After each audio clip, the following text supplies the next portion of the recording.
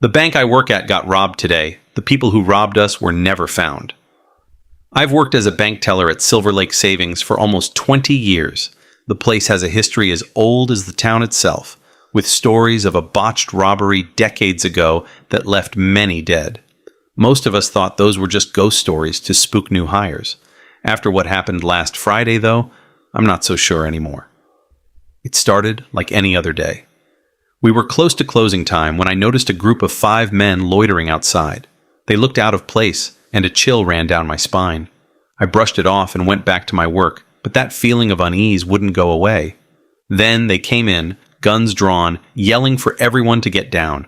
Customers screamed, and I dropped behind the counter, my heart pounding.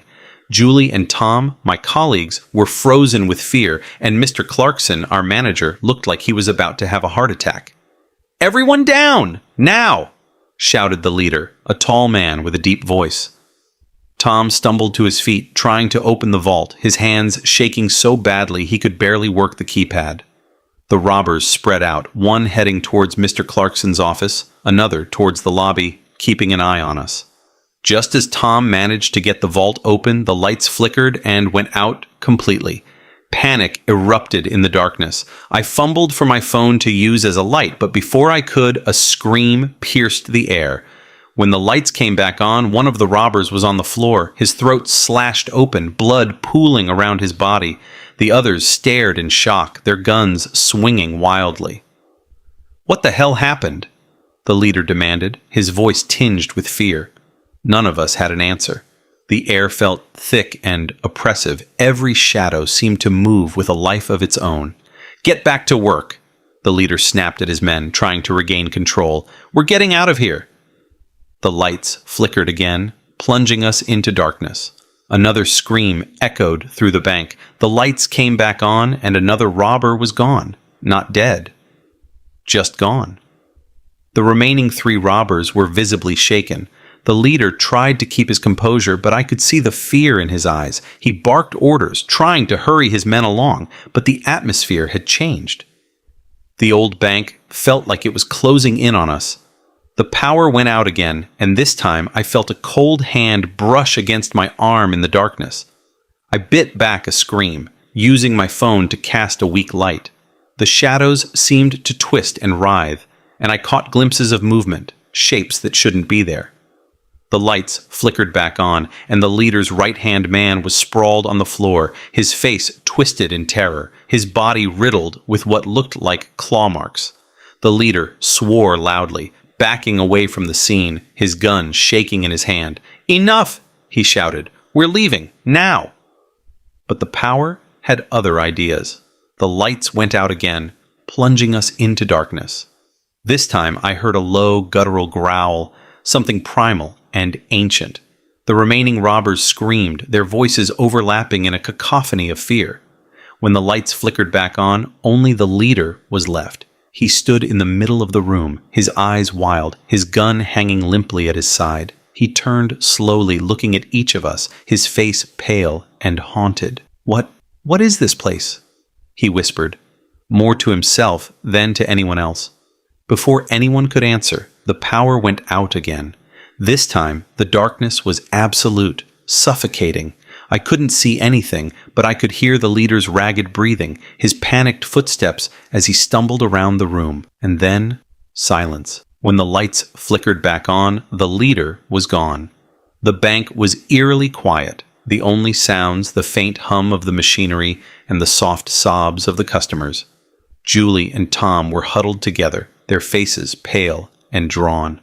I stood up slowly, my legs shaking, and made my way to the front door. It was locked from the outside, but the robbers had left their tools behind.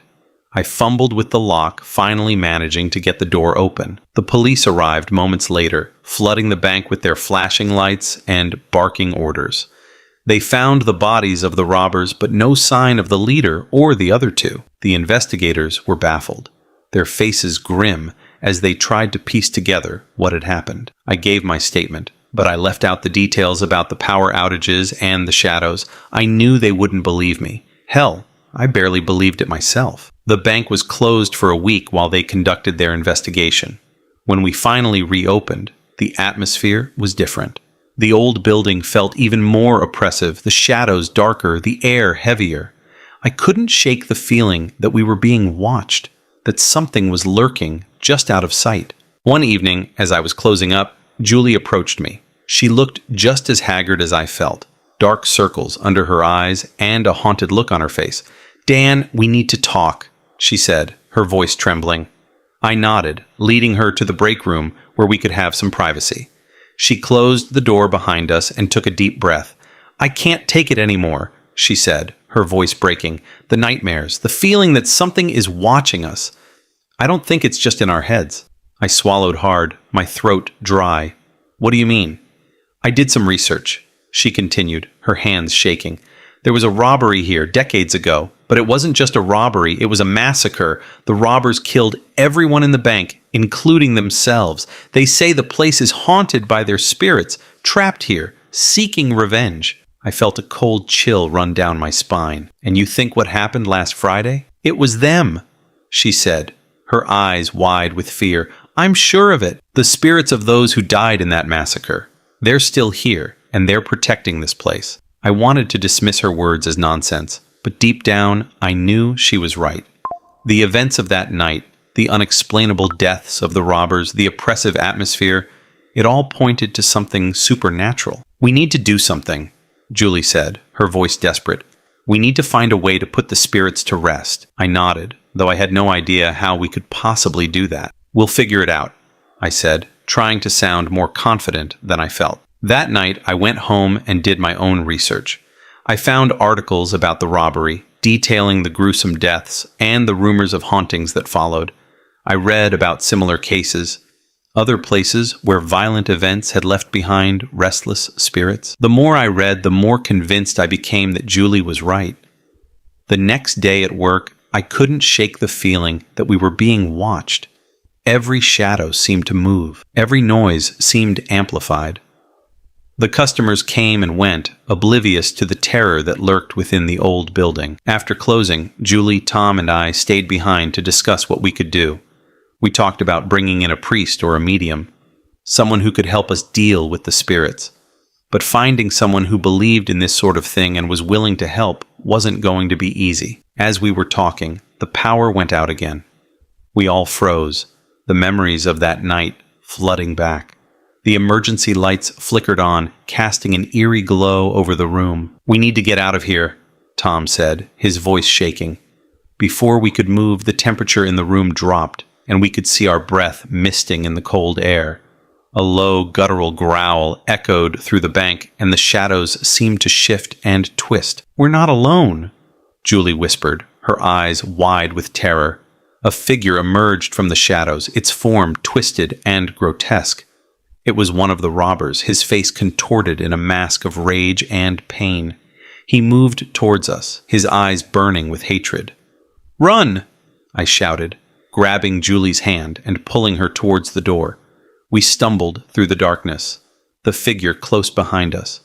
The old building seemed to close in on us, the walls narrowing, the shadows pressing in. We reached the front door, but it wouldn't budge. It was as if the building itself was conspiring to keep us trapped. "Help!"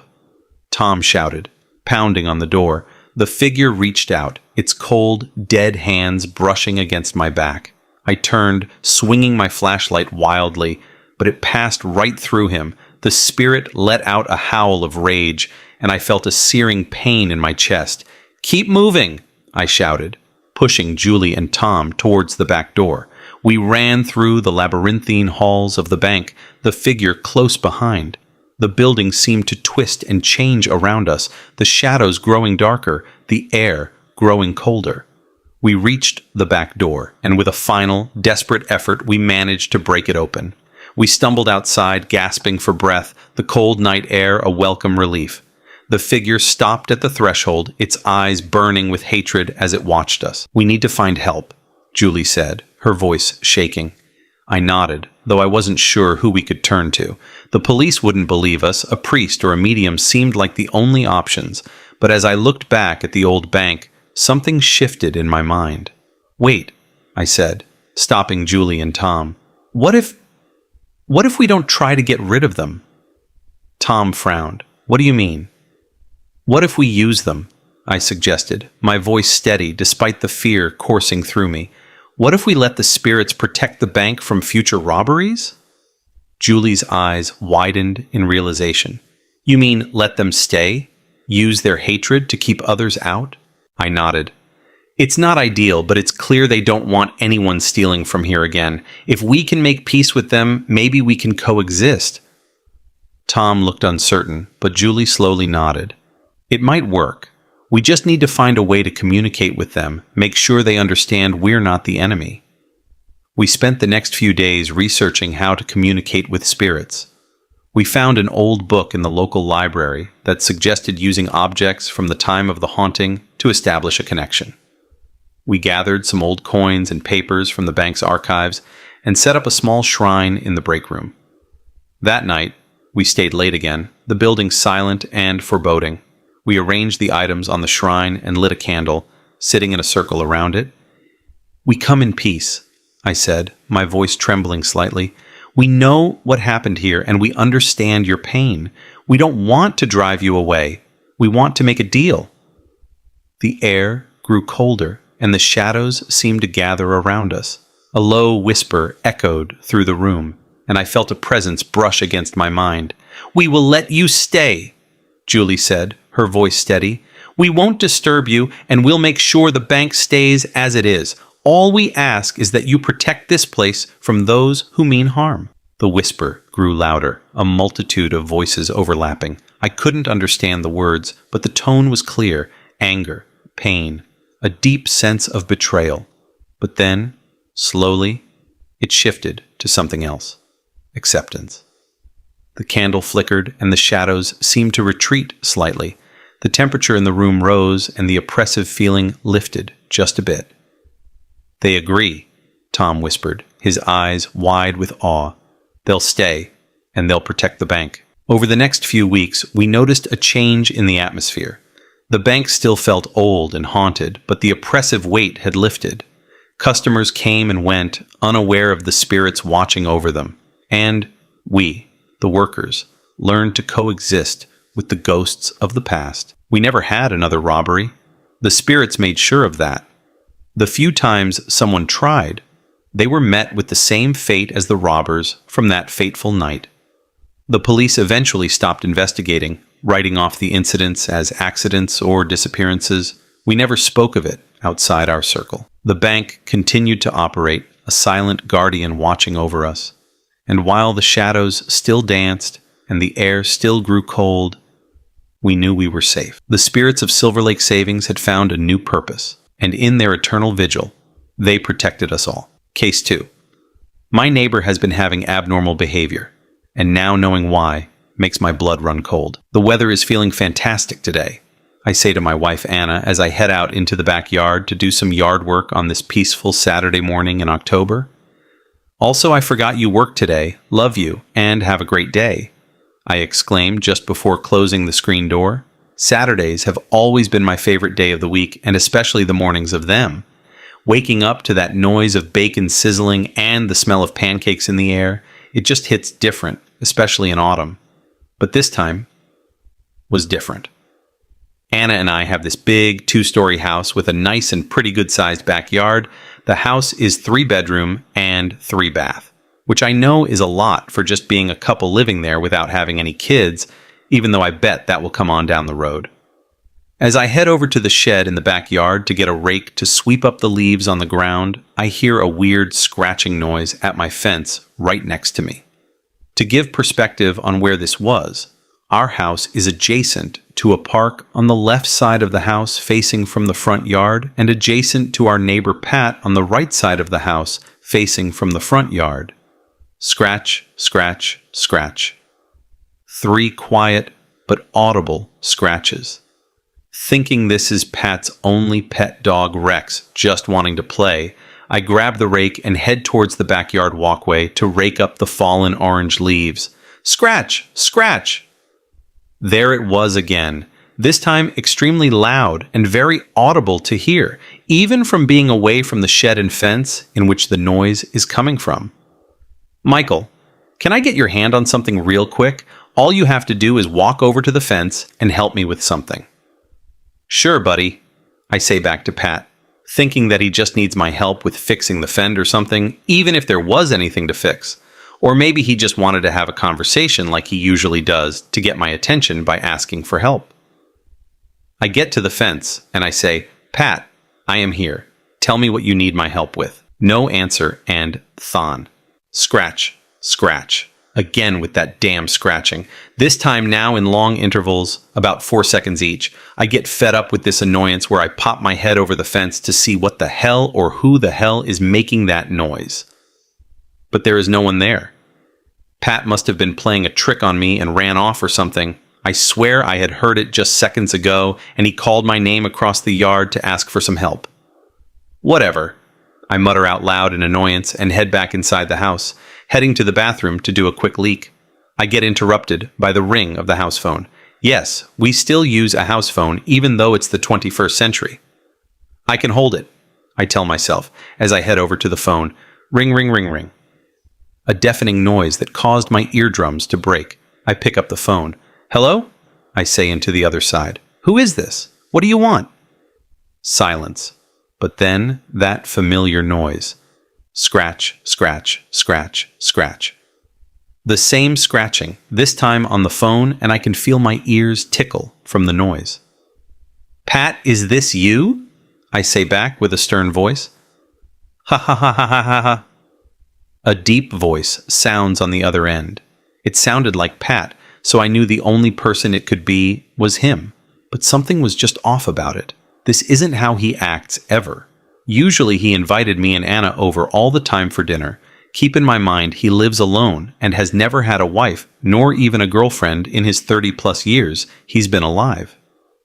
The phone hangs up after this weird, demonic, maniacal laughter. "This is getting fucking annoying. I can't stand this shit anymore," I say out loud. "I'm gonna head over there now and see what the hell he thinks is so funny." I put my shoes on and close the front door, heading over on the sidewall to Patrick's house. A nice house. A house that looks like a little cottage in the middle of the woods. But I notice something strange as I walk up to his front door. A lamp is on in his living room, and I can make out the silhouette of a person. It's Pat. What the fuck is he doing standing there with the curtain shut? The hell is he staring at? Just standing there. No movement or anything. Nothing. Just completely still. Like the shadow of a mannequin. I go up to the door and knock and say, "Hey Pat, it's Michael. Just wanted to go and check up on you to see if everything is all right, buddy." Suddenly, after I say this, I hear commotion from Pat as he starts to walk very fast around the house, but nowhere near the door to answer it. "Come on, man. Stop playing this prank on me if it is. It was funny before, but now it's getting old," I mumble into the doorframe. After I say this, a light shuffle across the carpet to the door, then it stops. "Pat, I know that you are behind there. Please open this door and we can talk this out whatever is going on." "Okay, buddy. If you need some help, I can help you," I say. Scratch, scratch, scratch. The same old scratching, now increasing in its speed, like a cat on furniture. "The fuck you doing, dude?" I yell out in annoyance. "I am sick of this bullshit. Open the door and let's talk this weird shit out, bro." "I wouldn't be here if I were you." A faint whisper behind the door. "Pat, what are you talking about, buddy?" I say. No response. "Okay, man, fine. I'll leave." Leaving the doorway, the same silhouette of Pat is by the same lamp in the living room, but this time the silhouette is bigger, like Pat is leaned up against the curtain, but the silhouette, not curtain, even moved. It was all just completely still, like before. Hell, I couldn't even tell the difference of a statue and Pat with how still he was. Alrighty then, bro is acting fucking creepy, and I am just gonna go home and mind my own business. I muttered to myself, a little fearful, shaky tone in my voice as I spoke that sentence. I enter my house and finally go to the bathroom, now remembering that I had been holding it the whole time. I just got so off track with Pat's weird behavior to the point where I forgot how to pee. I sigh in satisfaction as I urinate. The toilet flushes and I wash my hands and the running water gets interrupted by a noise. Scratch, scratch. Now the scratching sounds like outside of my bathroom door, creeping closer to open it and punch Pat Another noise is let out that shook me to my core, a groan, a very deep and death-defining groan. "This is enough, Pat," I yell out. "Tell me what you are doing, or I will call the police and tackle you to the ground." Suddenly, I hear a loud flopping noise outside of my door like something had just fallen into the ground.